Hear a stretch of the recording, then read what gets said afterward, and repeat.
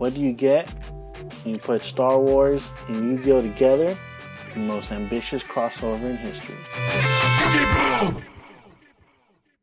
What's up, guys? Abe here, and today I have a very interesting deck profile for you guys. I don't want to say very interesting.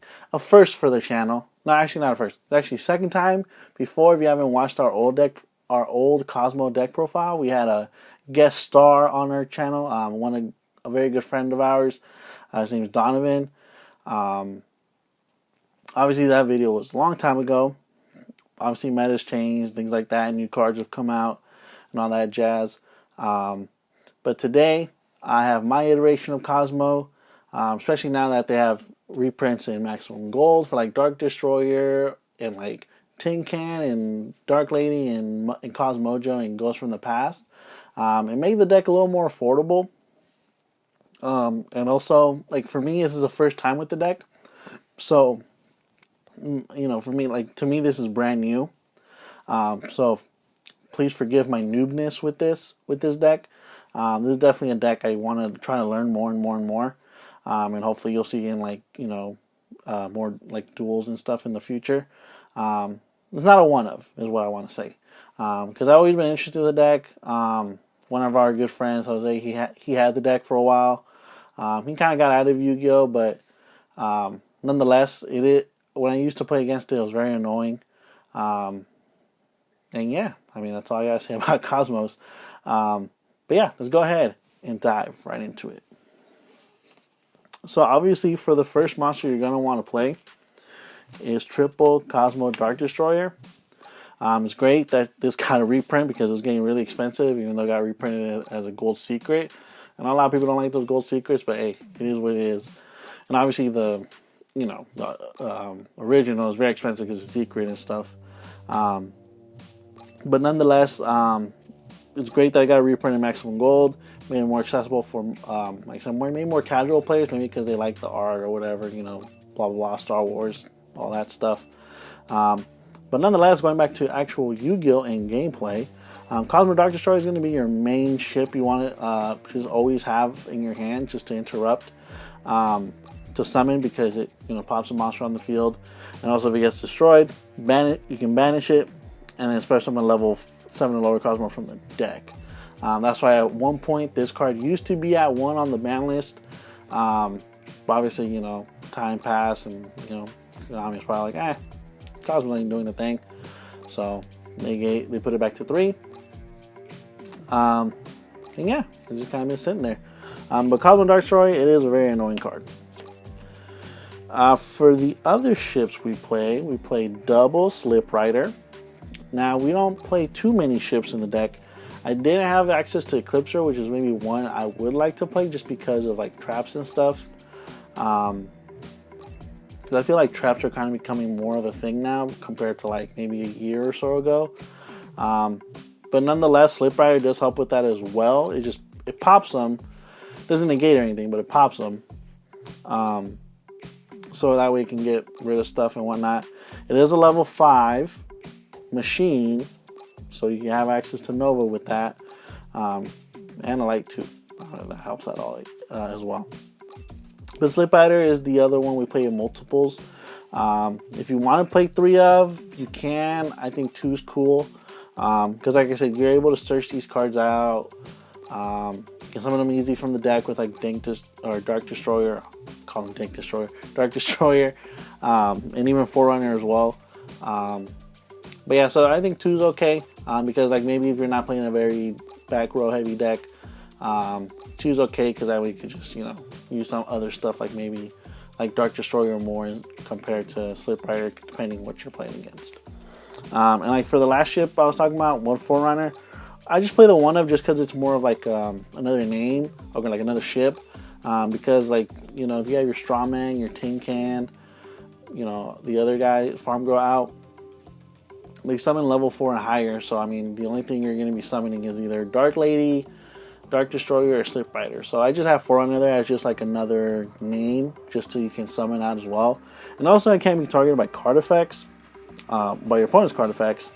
and then you gain 1,000 during every standby phase. So as long as it stays on the field, you get some extra life, and then we can maybe resolve your Kozmo towns and stuff like that. Yeah, Forerunner, like I said, just more for another name, but obviously we're not playing super multiples of. Now we go on to the non-ships, like the actual characters, I guess you could say. We play double Dark Lady.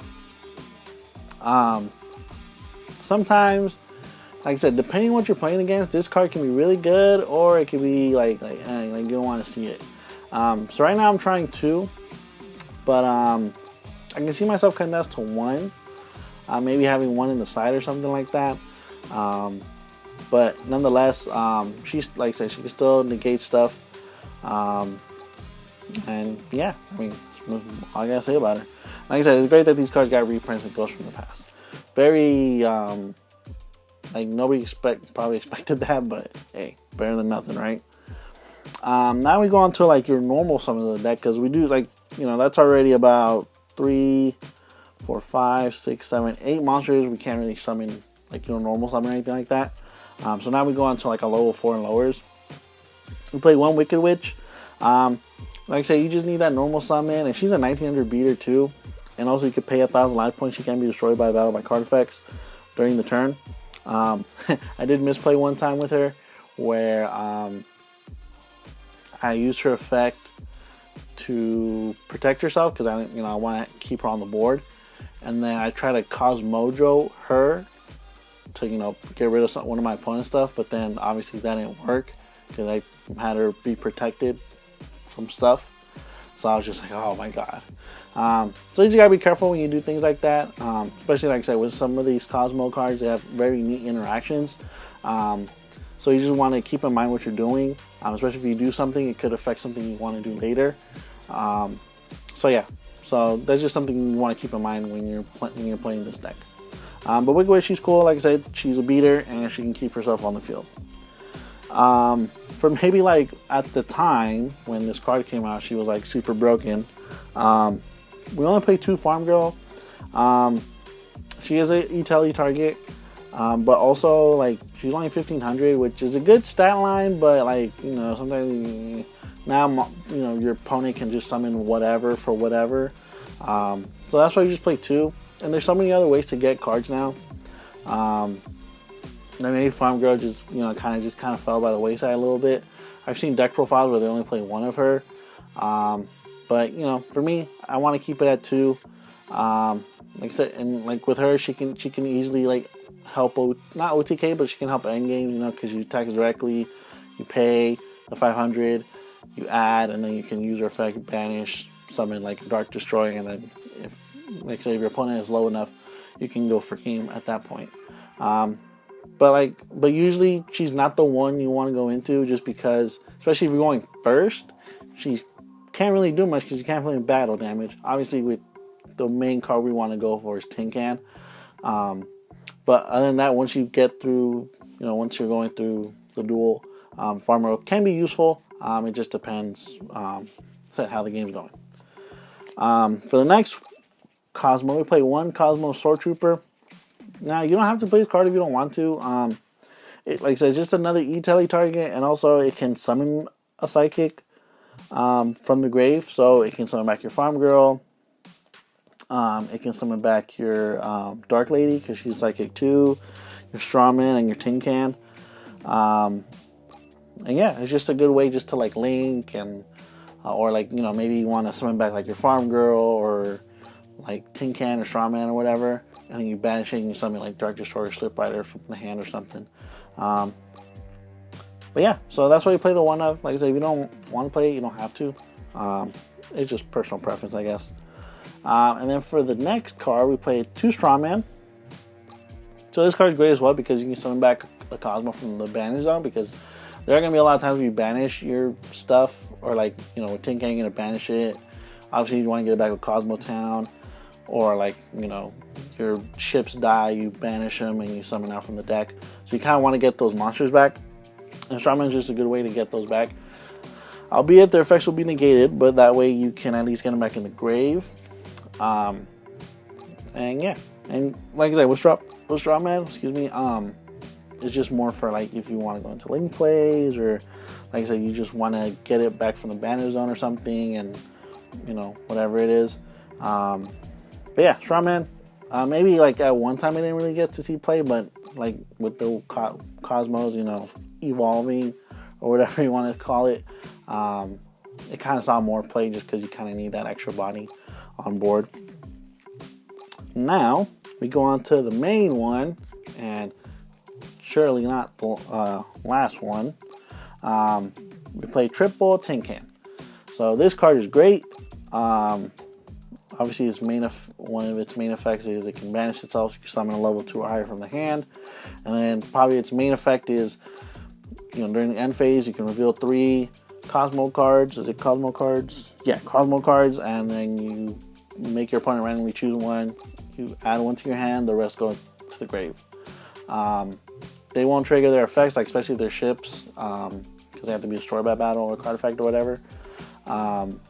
But at least that way you have them in the grave and you can like summon them back or something, like, you know, like maybe you get a Dark Lady in the grave, you have Strawman in hand, you can, you know, or like not Strawman, but like Sword Troopers, you can normal Sword Troopers, pay, get back Dark Lady, you know, just little things like that, you know.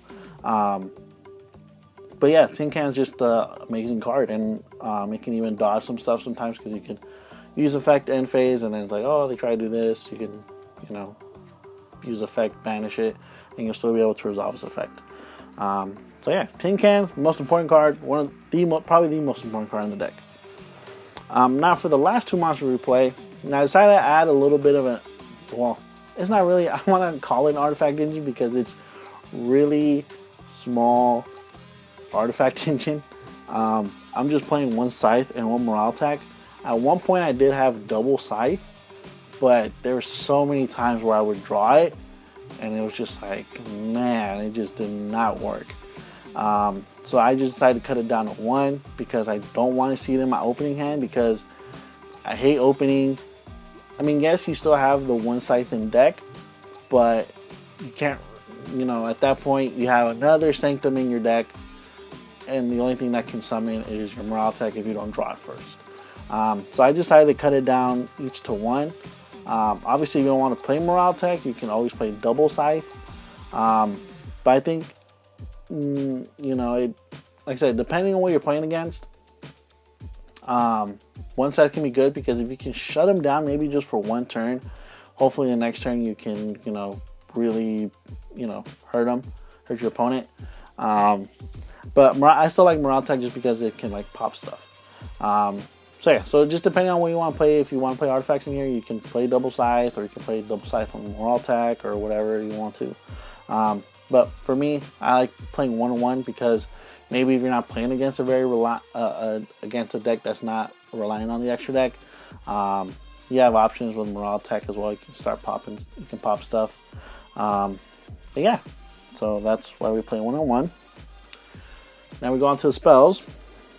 Because this deck does not rely on the extra deck, we play triple Pot of Extravagance. Now, compared to like maybe the Spirit Charmers deck profile, hopefully you guys have seen, like with the Spirit Charmers, like I don't want to say you need the extra deck, but it's there in case you do need it. With Kozmos, you rarely go into it, because, you know, the ships and everything kind of do everything. They cycle between each other a lot. And it's just, so with this deck, it makes more sense, Pot of Extravagance, and just having whatever in the extra deck, because you want to have your Tin Can, you want to have your Dark Destroyer, you know, all that stuff. But yeah, so I think with this deck, the Pot of Extravagance, I want to say it helps out more, but it just makes more sense in a deck like this compared to like maybe the Spirit Charmer deck profile. But like with the Spirit Charmers, like if you get all your traps and stuff going, your monster, like even your level 4 monsters can get big and stuff, and they can get annoying, and you can kill your opponent really easily. But in the extra deck just helps sometimes. But with this, like I said, with this deck, it just the main deck just has so much already, you know, or the monsters and stuff do so much already. The extra deck is just kind of like, you know, it's there. For the next spell we play. We play triple Kozmo Town. Now, I still remember when this card first came out, everybody's like, oh, this card's hella broken, Never got hit to 1. Not that I remember, if I remember correctly or not. But yeah, this card, you know, it's funny because this card is good, but there are those times where I draw it with, like, let's say a dark destroyer and a dark lady, and it's like, man, I really need a tin can. Should I keep the dark destroyer or the dark lady and just shuffle back one? It's like, nah, I'll shuffle both back, and like you'll shuffle the dark lady and the dark destroyer because you know you can't do anything with them anyway, and then you draw back like a dark lady and like a terraforming. But I mean, it happens obviously. But nonetheless, the fact that you can even shuffle your stuff back and draw back cards is already great. You know, and just the ability just to refix your hand a little bit can go a long way. Even if there are those times where it sucks really bad. But nonetheless, I'd rather have that effect than not be able to, you know, have it on the card at all. And obviously, its first effect, you can bring back whatever from the banish zone to your hand. You just pay the life points. That's already hella good too. And even if it's destroyed by a card effect, you get to add a Kozmo card. So it always self-replaces. And you can even pop it with Slip Rider, and then you can get like a, I don't know, Dark Destroyer or something, and then like, you know, they pop it, and then you can summon Dark Destroyer, whatever. But yeah, Kozmo Town, there's a little love-hate relationship with this card at times. Now, when it comes to the rest of the spells, there's gonna be a lot of one-ofs. Obviously, we're gonna play one E-Telly. One Monster Reborn, because you know, if you kind of expend your resources and things like that, you just need something. You just need to bring something out. 1-for-1 because Tin Can is hella good. Harpy Venom Dusher just because, like, let's say we don't end up going first or whatever, you don't want to go against a lot of back row. So Feather Duster just helps just to either bait out like a Judgment or something, or if it's just like a bunch of regular floodgates, you can at least get rid of them. That way they don't hinder you too much. So that's why I play with Feather Duster, just because it can do a lot. Run Regeki, because it's the same thing with Feather Duster, just the opposite. If they have a lot of, like, you know, Omni negates and stuff on the field. I mean, obviously if they can stop Regeki, that sucks, but like, at least you got rid of one of their negates, and if their other stuff doesn't really, you know, hinder you as much, then you can just go from there. And you can, like, you know, pick their stuff off one by one. So that's just really the theory with Regeki. And then one Terraforming, because Terraforming searches out your Kozmo Town. Now, we go on to the traps. So we played double Cosmojo. I wanted to play this at 3, but I mean, I'd rather just keep it at 2, because sometimes you want to keep your stuff out on the field, especially if you want to, like, tag them out and stuff. And yeah, Cosmojo is just a good card because it can banish stuff. And yeah, and we played double back to the front, so it's just more for, like, you know, if you want to, you know, bring back like your level 3 or level 4, and then like you can banish it, summon enough ship from hand and stuff, and you can kind of go for a game from there. And also just to protect yourself as well. But yeah, so that's why I played double back to the front. Now, a card that maybe you saw in the other deck profile, like I was talking about with Spirit Charmers, is Dogmatica Punishment. I've been loving this card a lot, especially in decks like this that don't rely on the extra deck. Obviously, we use it with the end test and stuff. And yeah, just a really good card, and can help pop 2 with end test. Or we also play the Winged Pegasus card, so that way you can, like, shuffle stuff back after you resolve punishment. But yeah, so I've just been loving this card a lot with these kind of decks. And, like, you know, since we do play a couple back row, it's the same theory with the Spirit Charmers. If your opponent wants to pop your back row and, like, you know, they blindly, you know, want to pop stuff, you know, you set this Waking the Dragon and you punish them. And you summon, like, Dark Dragoon or the Ultimate Chicken. So that's why we play it. And for the last trap, obviously, we're going to be playing Double Sanctum. Let's say your opponent wants to blindly pop something. You can pop something with this, you activate it, you pop something with it, and then you summon an artifact from deck. So that's why we play it at 2. Alright, now guys, we go on to the extra deck. So for the first card, obviously like it goes in tandem with the punishment. You play end test. You send end test, pop a monster with 25 or less attack. And then you get to pop an extra card. So nothing much to say with end tests. And then so we play one Macabre. The only reason why we play the Macabre, one, it could be Awaken the Dragon target. So there's that. And two, also if like let's say you want to go into the Nova play, you know, Nova into infinity with like double Slip Rider. Let's say you summon Nova, and then they try to, I don't know, they pop it before you can summon the infinity or something. You can summon this out with it. I think that's how it works, if I'm not mistaken. So it's just there, just for like insurance, you know. And like I always say, because it doesn't have to be properly fusion summoned, we play Dark Dragoon for the Awaken the Dragon target. And then we go on to the links. So I play one Dagda, just because it just requires two monsters with different names. So it's like a nightmare monster. And also can bring back artifacts from the grave, which is what I like. Because like maybe, you know, once you're done with your Size or Morale attack, you can't really bring them back from the graveyard without like Back to the Front or a Team Monster Reborn or something like that. So you can use Dagda to bring him back if it gets destroyed and stuff. And yeah, so that's why I play the one Dagda.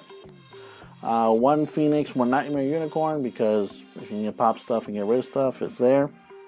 Boar Sword, because, you know, why not? Because it ends games. Now we go on to the Exceeds. So we play one Girsu, just in case like you go into multiple Dark Destroyers. Now I know maybe you don't want to exceed with the Dark Destroyers, but at, you know, depending how the game's going, obviously you have options, or you want to have options. So Girsu is just a good rank 8 option, especially if you want to get rid of something that can be destroyed or something. So that's why we play the 1D Girsu.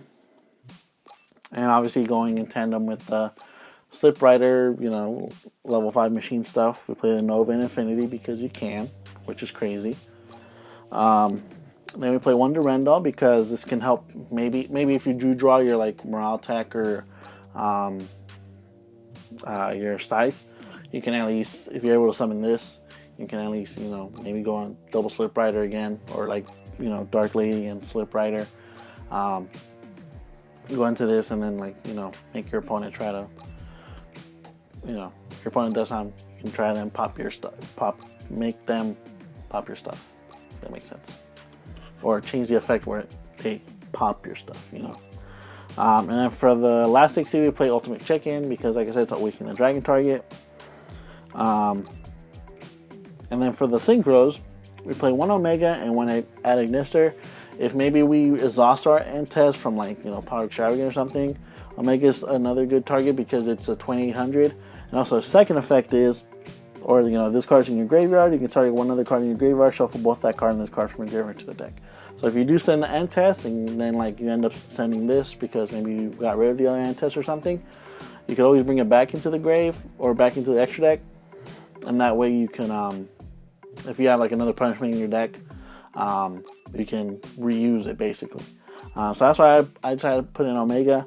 And then Adagnister is just kind of the same thing with end test. It can help, well, not when it's sent, but if another card you control is destroyed by battle by opponent's card effect, while this card is on the field or in the grave, you banish this card, then target a card your opponent controls, shuffle into the deck. So it doesn't pop, it shuffles it back in the deck, which can be pretty big, especially with a lot of indestructible stuff nowadays. So that's why I play the Adagnister. But that is it for the deck profile, you guys. Like I said, I'm a noob with this deck. I'm trying to learn more about it. So this is just my first iteration of the deck. Obviously, things can change in the future. Hopefully, maybe new cards come out. We don't know. But please like, comment, subscribe. Comment down below how you like to play your Kozmo deck, whether more aggressively or more control-based, whatever it is. Make sure you follow us on our socials, Twitter, Instagram, Facebook. You'll catch all updates and stuff of YugiBOOM on there. And thanks for watching. Have a good one.